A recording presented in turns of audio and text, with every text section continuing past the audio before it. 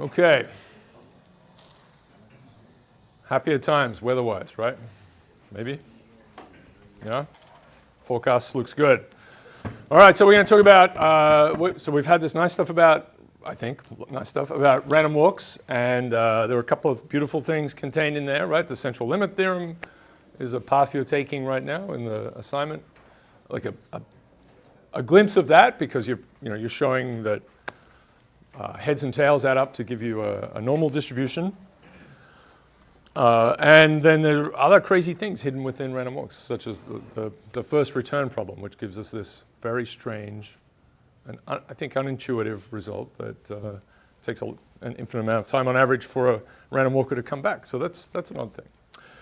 All right, so they give us a couple glimpses into mechanisms of sorts, very primitive, simple mechanisms. There was a good question the other day at the end of class about they're not competitive mechanisms, right? So there's no fighting between these random walks. We're just sort of saying, every random walk is okay, which is a very pure math kind of thing to do. So and it's exactly along those lines. One of the things we'll point out today is this rich get richer model, which is found all over the place and it's been rediscovered over the last 100 years again and again, has a built into it is a competitive structure. So that starts to feel more like a real phenomenon. Not that random walks aren't everywhere as well. It's just that we're getting to things that grow, right? We want things that grow from nothing. I had some little pieces to warm up with. Cryptic crosswords. Has anyone ever done a cryptic crossword? So crosswords were invented in the US, but English, of course, did something ridiculous with them. So this is from The Guardian, and like many crosswords, they get harder through the week. So this is the Monday one. So if anyone watched The Imitation Game, right? Yeah, Alan Turing, that's what they're doing. They're doing cryptic crosswords at some point. That's their recreational activity. People at the NSA do it all the time. So yeah, right.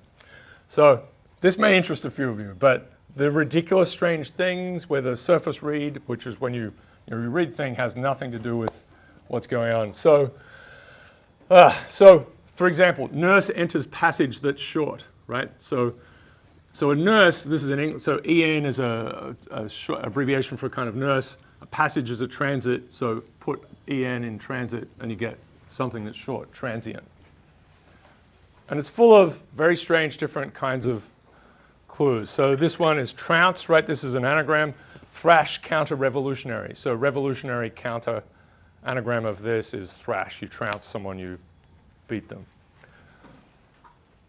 I'm giving you this as a great opportunity for the rest of your life, but I had a math professor, a math teacher in high school who just one day just went, look at this. And it was a photocopy from the Australian, which is from the London Times, which is kind of the famous one.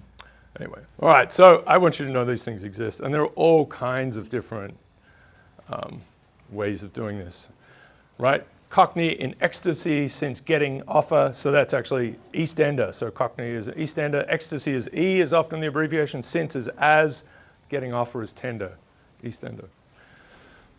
I want you to know these things exist. All right.